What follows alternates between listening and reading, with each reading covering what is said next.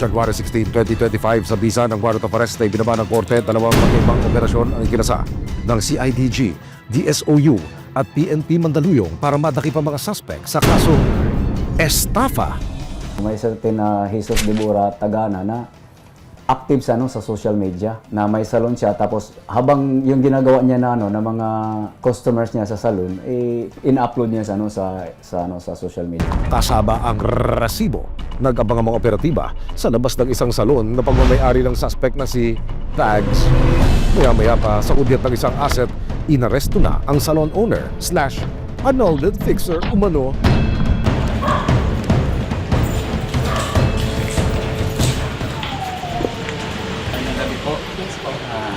Kami po yung mga tauhan ng PNP CIDG. Okay po. Kayo po si Jesus Tagana din. Borjal Tagana. Yes po. Kayo po yung naresto namin sa kasong estafa. Kinabukasan, January 17, naispatan ng Mandaluyong Police ang isa pang suspect na nasa warrant of arrest na si Arseng. Naabutan siyang palabas ng visitation area ng guess where? Mandaluyong City Jail. Arseng, visiting your future kakusas.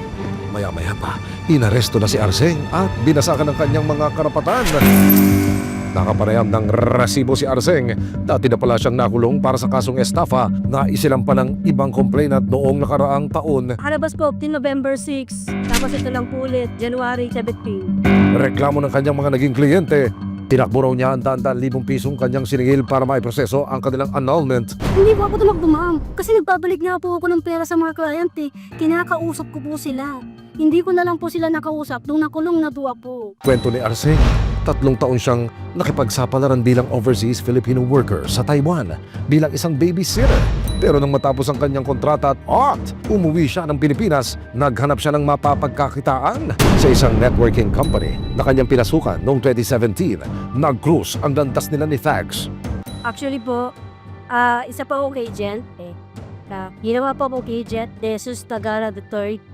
Si Jesus Tagara III po, mentor ko po yan sa isang company. Tinawagan niya po ako kung meron daw po kung pwedeng mai-refer sa kanya ng mga nangangailangan na mag-file ng annulment.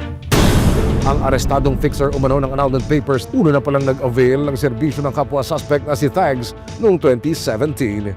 Sabi ko, sir, sakto. Yung kinakasama ko po, pasal. Kasi gusto na rin po namin magpakasal eh. So yun po, then sinabi niya na nakausap niya asawa ko, ang bigay niya po, ang price sa kanya is 150,000. Nasabi niya sa akin muna, gawin kita na agent. Dahil tila naging successful daw ang annulment na inavail ng kinakasama ni Arseng kay Thags, dito na niya naisipang ialok sa iba ang kanilang newfound business. Kinakasama ko, isa po yun sa mga nag-file at nagbayad po kami sa kanya ng cash na 100K. After 2 years, kakibayan daw po na pinail niya yung asawa ko sa Pasig. Meron po kaming copy nun na binigay niya po sa akin. Ang mga papeles na nasa aking harapan ay ilan lamang ho sa mga sinasabi ng akusado na mga dokumentong kanyang ginamit para ho sa ginawa niyang isang matagumpay na pagpuproseso ng annulment na inilapit po sa kanya. Hindi man nakumpirma ni Arseng at dati niyang kinakasama kung matagumpay ang annulment, na inganyo pa rin daw siyang maghanap ng mga kliyenteng nais magpa-annul at kalaunay umabot ito sa mahigit 50 customers, karamihan sa kanila mga OFW. Hanggang sa dami na po yung mga client ko, mga nagtiwala, na hindi ko po akalain na marami ko magtitiwala sa akin. Sinungaling ka, Jesus Tagana III, nahamon kita, ilabas mo lahat ang transaction na nagpapasa nga sa akin ng pera. OFW turned successful business owner. Ito naman daw ang naging kwento ng buhay ni Thags. Taong 2020 raw nang bumalik siya ng Pilipinas galing Saudi Arabia. Umuwi ako nagka-pandemic. Nung nag-pandemic, hindi na ako nakabalik. It's because yun nga, nag-close na. Kalaunan, pinasok na raw niya ang pagre-refer at paghahanap sa mga nais makipaghiwalay sa kanilang kinakasama. Since ang business namin is through online transactions, nagkaroon kami ng mga iba't ibang kakilala sa online. So through with that, nagkaroon kami ng mga referrals. Pero gate niya, hindi siya ang nag-udyok kay Arseng na sumali sa annulment business. Ay hindi, kasi nungalingan niya. Hindi ako ang gumagawa, referral din ako. Kaya nakilala ni Arseng yung nakilala ko. Kasi ako yung nag-refer.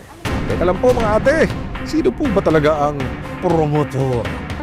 Dinulog ng resibo sa Department of Justice ang nabistong pagpifixer ng annulment. Paalala nila sa publiko.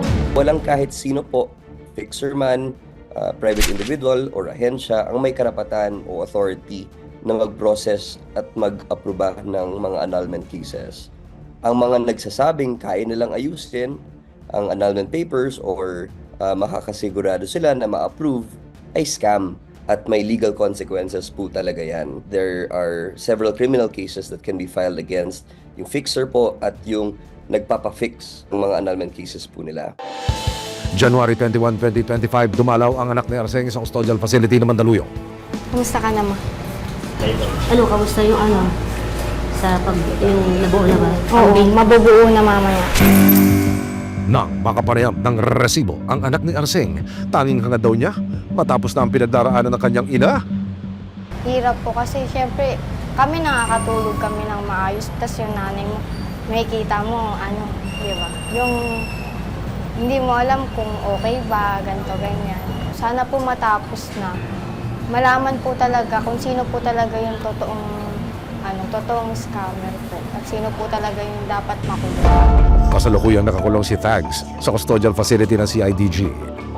At si Arseng naman ay nakapiit sa PNP Mandaluyong. Naharap sila sa kasong paglabag sa Article 315 ng Revised Penal Code para sa kasong estafa.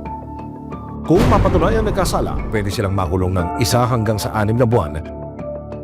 Paalala ng mga otoridad, Graduhin lang po na yung katransak nyo, talaga, yung totoong nagpo-proseso talaga ng annulment. So ang isa dyan is, dumulog talaga kayo doon sa isang lawyer.